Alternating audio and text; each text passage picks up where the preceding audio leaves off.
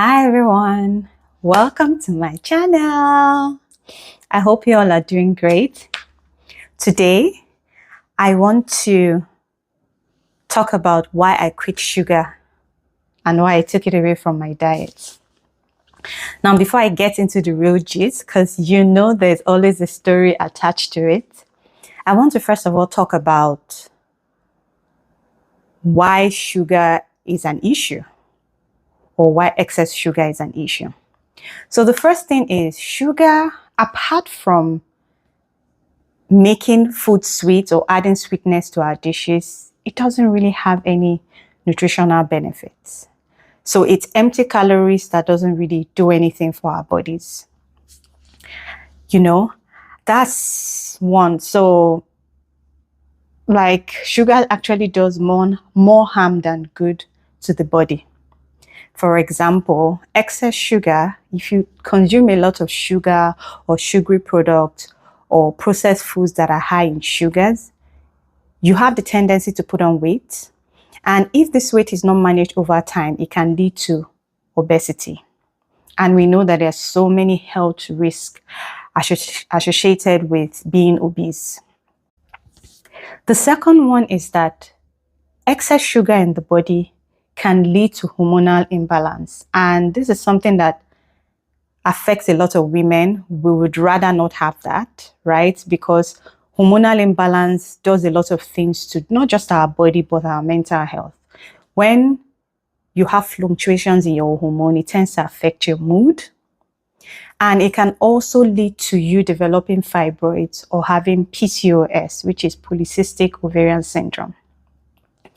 Another reason why excess sugar is not good in our diet is not good is it can cause skin issues. So breakouts, hormonal acne is a real issue that we can experience with having a lot of sugar in our diet or eating a lot of foods with sugar. And dealing with the hyperpigmentation that comes with that is another challenge that a lot of women face. Another key one is having a diet that is high in sugar, in added sugars, can lead to chronic illnesses like type 2 diabetes. Yeah. And today, yes, there's a place of hereditary when it comes to illnesses like this. But a lot of it these days is being caused by our diet and our lifestyle. So when to reduce the risk of having type 2 diabetes, it's just advised that you watch your diet and ensure that it's not high in sugars. Now that we've talked a bit about sugar, what it does, why it's not really good to have it so much in our diet, I'm going to go into the main gist of the day. Why did I quit sugar? Okay. Let me take you down memory lane. So, I have always had a sweet tooth, right? I love ice cream. Ice cream is like one of my favorite treats in the world, or was. And I love chocolates. I'm not really big on cake. I'm not a fan of cake, but I can eat some if I get the opportunity, but I don't crave cake to the point where I want to buy it and eat. But ice cream, ooh, if you're thinking of a gift to give me or a treat, or you just want to make me happy, just buy me ice cream, like good quality ice cream. And ice cream that has chocolate flavor, a combination of chocolate and vanilla flavor. Like it's not a wonder why I also love chocolate. So anything chocolate makes me happy. So I was living outside of my home country in 2019. Specifically, I was in South Africa for work. And I was working with a company that makes one of the best ice creams in the world. And at work, especially on Fridays, we have access to ice cream. Just take whatever number you want, knock yourself out. And whoo, I went like, I was just like, oh my world, like I can have all the ice cream I want. I would go gaga. I would have I would try different flavors. I will have a lot. I looked forward to Fridays every week. Outside of work, I would buy ice cream and stock my freezer at home with different flavors of ice cream. And I realized that, although it didn't click to me then, no, it did, because I noticed that I was always having recurrent breakouts, especially around my jaw areas. And any acne that you have around your jaw area is due to hormonal changes in your body. And so, but I didn't know why. I'm like, it goes, it comes, it goes, it comes. I think that was the year when I was like constantly having acne on my face. It didn't click to me then. However, it didn't click to me then.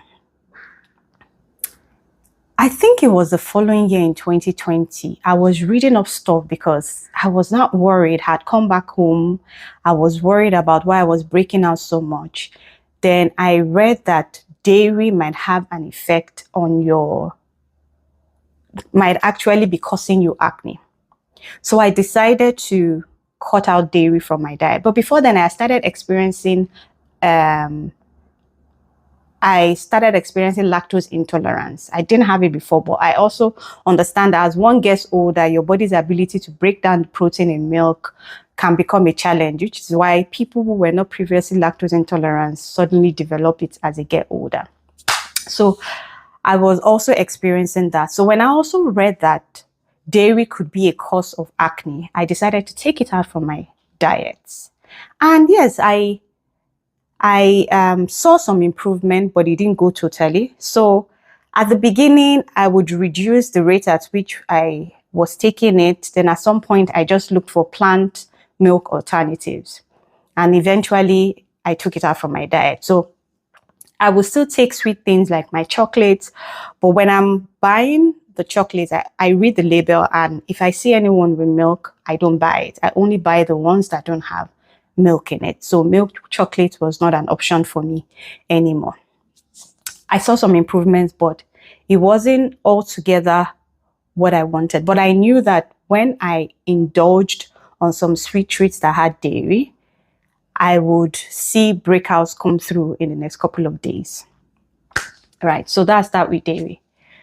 Then in 2021, in June 2021, I was diagnosed of multiple uterine fibroids, which was very coincidental. I went to the hospital for something else and I complained about spotting I had experienced, I think about 2 months prior. And it turned out that I had fibroids.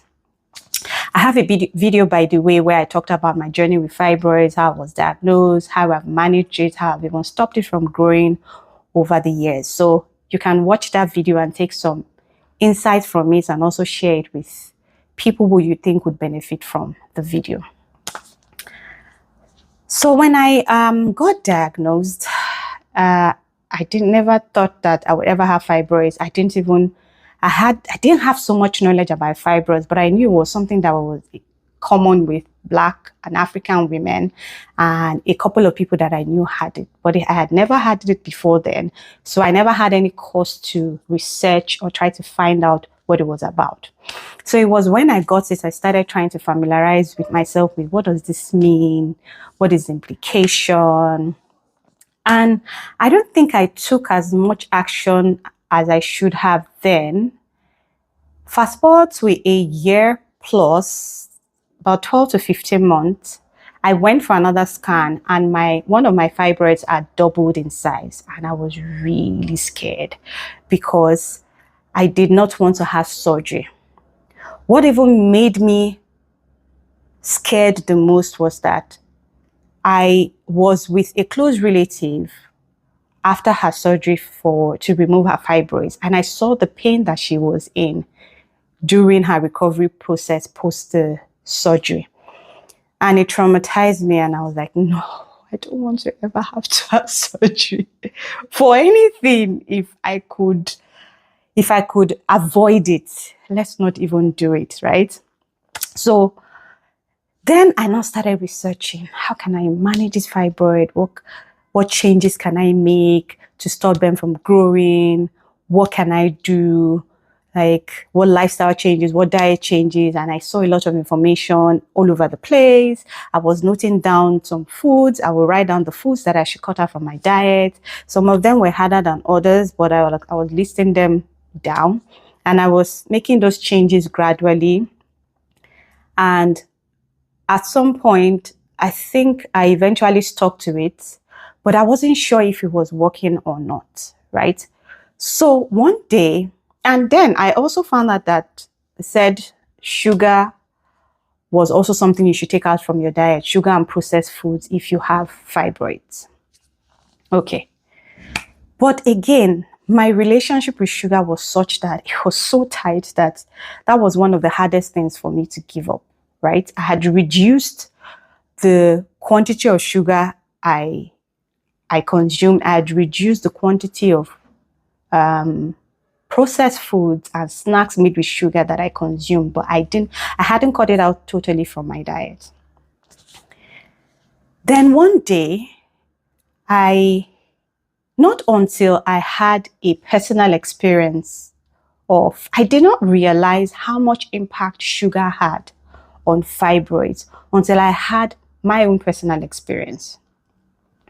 So one day I was sitting on my couch, I was watching movie or TV, something, I was watching TV and I was eating popcorn made with sugar, because I understand that some popcorns are made with salt or just plain popcorn. This one was sugar. I bought it from an outlet that made fresh popcorn with sugar.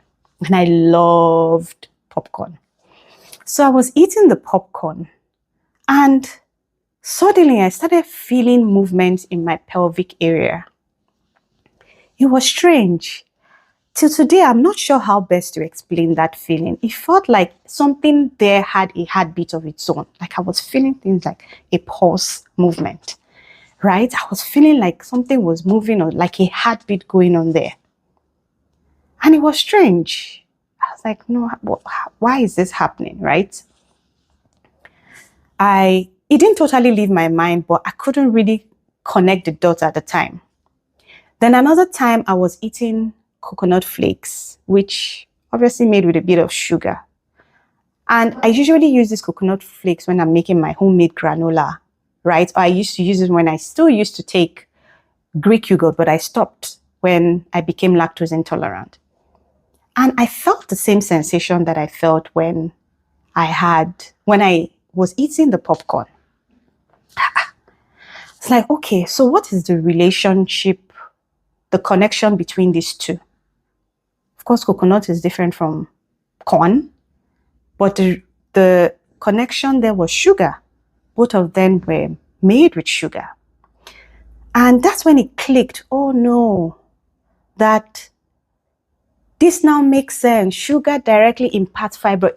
So I think the best way to explain that sensation was like, it felt like the fibroids were playing, they were happy. They were eating because I was giving them the food that they wanted. So if you have fibroid, sugar will aggravate your fibroids and cause them to grow. So it's better you stay away. Your diet is one that does not contain sugar, or you reduce sugar to the barest minimum. In fact, I would advise that at the very beginning, just cut it out entirely from your diet like I did. So I cut it out, right? And over time, I began to see improvement. Then I now discovered that, because even though I had taken out dairy from my diet, I still used to have breakouts. Not as much as I used to have them then, but I was still getting them. I'm like, okay, does it mean that this dairy thing is not working? Like it's not directly impacting my acne, but I noticed that there was a reduction, but it didn't go entirely. Then one day, I think it was sometime last year, I now discovered that during one of my researches, that I discovered that sugar and processed foods also have the tendency to cause acne. I was like, oh, are you serious? and then I cut out sugar. Was it last year? It's maybe not last year. It was about the same time, shortly after I discovered the impact of sugar on my fibroids. I also learned that it also causes acne. And I was like, okay, now sugar is gone for good. Like, even if I was still trying to contemplate whether it's coming back or not, I am not having sugar in my diet again. And so I took it out totally. And I can tell you that I am the better for it today. I hardly have acne. See my face, you can see my face, like it is clear. I'm not having any acne, I'm not having any breakouts, except maybe I indulge. Maybe I'm at a party and I enjoy our local finger food we call small chops, because before I used to buy small chops and eat them at home just as a treat to myself. But when I cut out sugar, I cut out buying it. But once in a while, in recent times, because at the beginning I wasn't eating it at all. When I go for parties and I'm being given, I would enjoy it. But I'm also mindful of the quantity that I consume of the puff puff and mosa. Those who are Nigerians understand. It's a snack made with flour and sugar, and the other one is made with plantain and sugar. Because I know that a lot of sugar is used in making it, I reduce the quantity of those that I ate within the within the array of different things that I usually have in the tray or the basket. And my skin has been cleared compared to this video that you see on the screen that showed me continuously having acne in my jaw area, and acne that you usually have along your jaw area is caused by hormonal changes. But now I don't have, my face is clear. Having to deal less with the hyperpigmentation that comes from new breakouts. Once in a blue moon, I might have something come, but they don't stay long. As soon as I feel it, I already have products that I'm already using. It goes like by the next day, it's already gone, or 2 days it's gone, versus previously, when it's taking forever and as it's going, another one or others are coming. So that was that in terms of the improvement I saw in my skin, right? And once I took out processed foods from my diet, I began to see that my skin was glowing more than looking dull. Then secondly was how my fibroids shrunk drastically. Like it stopped growing. In fact, there are days when, or times when, I have to intentionally feel for where the fibroid that I can feel, because obviously there are multiple, right? But I know that there are, I think, 1 or 2 that I could feel where it was. And sometimes I have to intentionally start looking like, oh, is it there? Is it not there? Is it there? Is it not there? That's how I knew that the sugar, taking that sugar from my diet was really working. And I also forgot to tell you that when I noticed that my fibroid had doubled in size, around that time, before I even went for the scan, I realized that I was always feeling pressure on my bladder, and I would always want to pee. In fact, I almost couldn't hold my pee. That's how bad it was. I could go for hours, like if I'm out of the house and I don't like to use public bathroom, I can hold my pee and wait till I can get to a proper bathroom or come back home to use it. But then it was almost as if I needed to pee almost every time, right? It was because one of the fibroids had doubled in size, and it was the one that was closer to my uterus.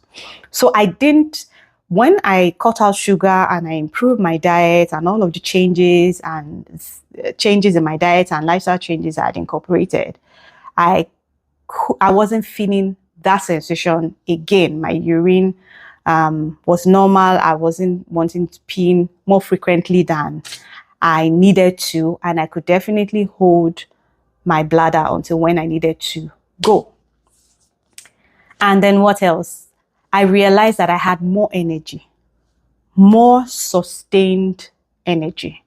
So that's another thing. Sugar also affects energy levels. Like diet that is high in sugars and diet that is high in processed food affects sugar, your energy level, because the way um, processed foods and white carbs work is they give you that high burst of energy, and after a while the energy crashes and you're feeling tired, you're feeling hungry, you're feeling weak, you're feeling tired, you feel like you need to eat again, because those foods are not giving you, giving you sustained release of energy the way complex carbs would. And I have a video that talked about what is the difference between complex and white carbs. I think the name of that video is "Are Carbohydrates Bad for You?" You can also check it out and learn a thing or two from it.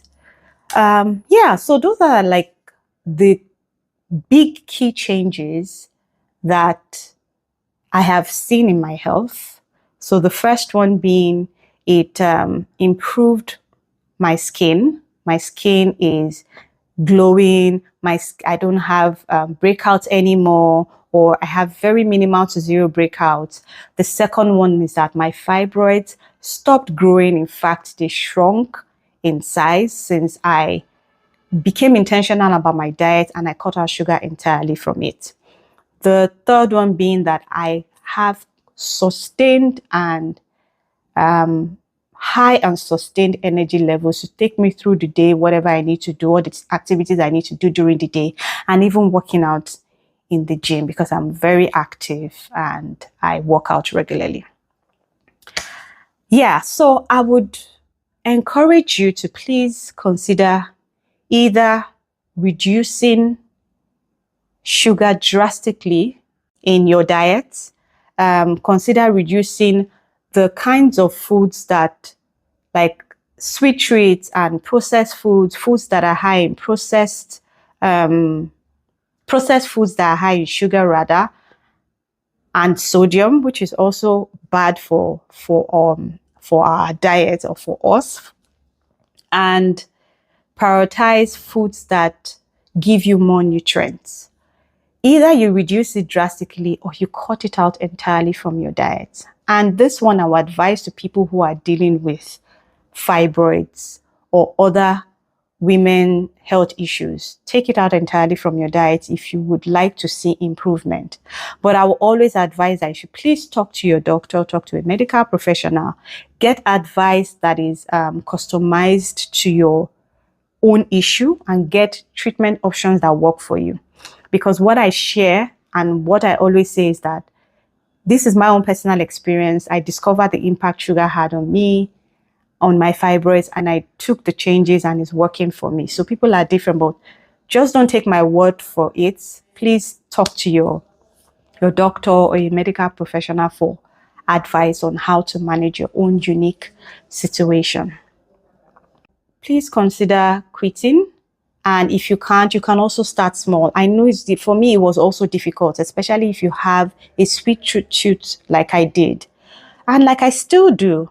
But what I've learned to do is to substitute or learn to make my own healthy snacks and treats that contains very little, in fact, does not contain sugar. If at all, I need to sweeten it at all, I use very little honey.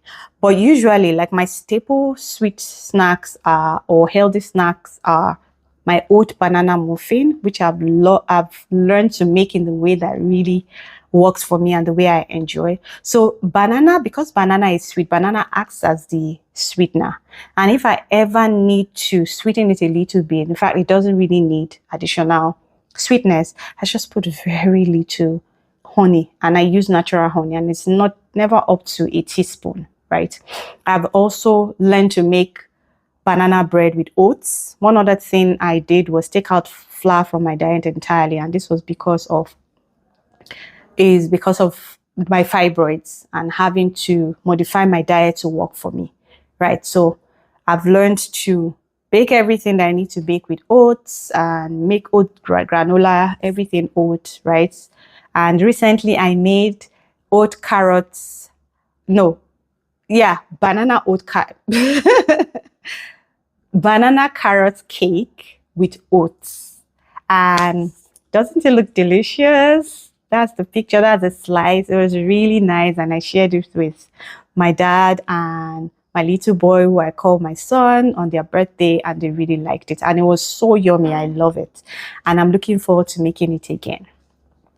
So, yeah, those are the things that I've learned to do in order to still not give up on enjoying sweet treats, but making it in a way that is healthy for me and is nourishing my body rather than taking away from it. So in summary, sugar doesn't have any nutritional benefit. The only benefit to sugar is that it sweetens our food, right? It is more beneficial that you reduce sugar to the barest minimum or take it out completely from your diet, because it reduces the risk of you gaining weight, which can lead to obesity and all of the health risks associated with being obese.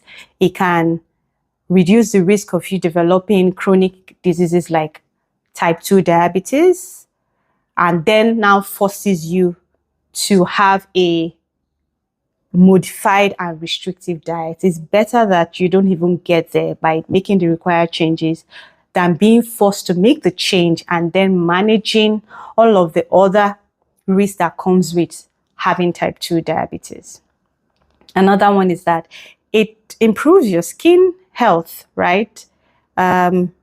Gives you better looking skin, prevents you from developing, from having regular breakouts or breakouts at all. And then another one is it can also help prevent or help you manage better your fibroids and other hormonal health issues you may have as women. And lastly, it can improve your mood, improve your energy levels, because you're not having that fluctuations in your hormones, which foods that are high in sugar and processed, diet that is high in sugar and processed foods can do. And this one is for women in particular. I'm very passionate about women's health. Obviously, I'm a woman and I've had to deal with certain things myself, so I empathize and I understand. Some tips I would like to share to help making your journey to quitting sugar easier is, number one, I would say that you should get good at reading food labels when you're in the store trying to buy groceries, or before you put anything in your mouth, read the labels, see whether it contains sugar. Also look at because sugar can also come in as different in different ways. Sucrose is also sugar.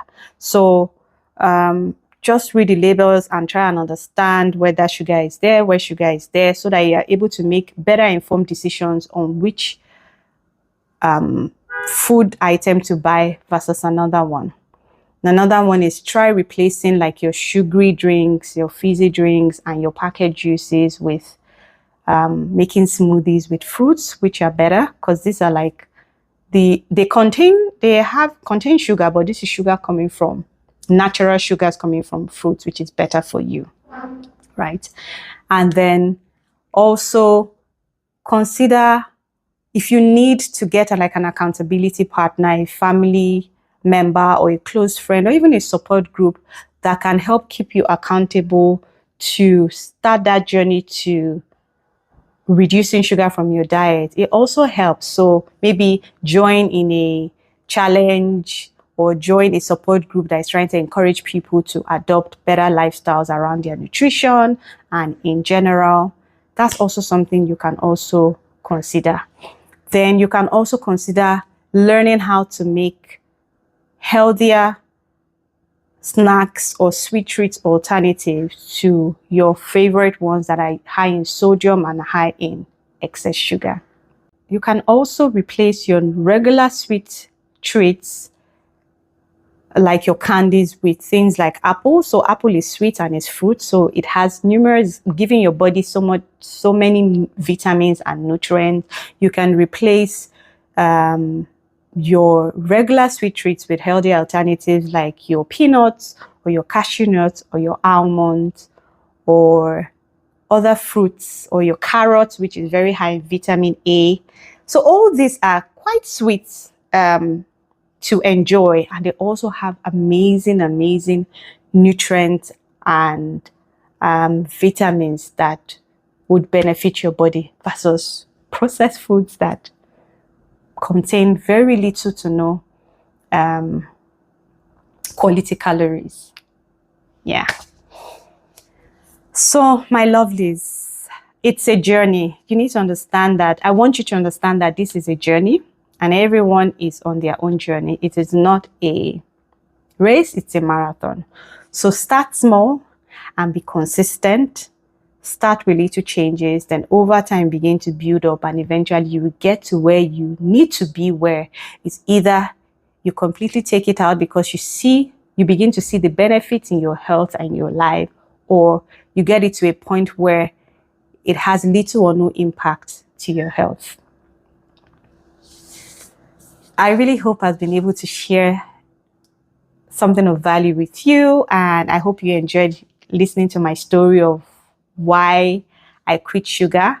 And I wish you all the best in your journey to becoming a healthier you. All right, my lovelies. Bye.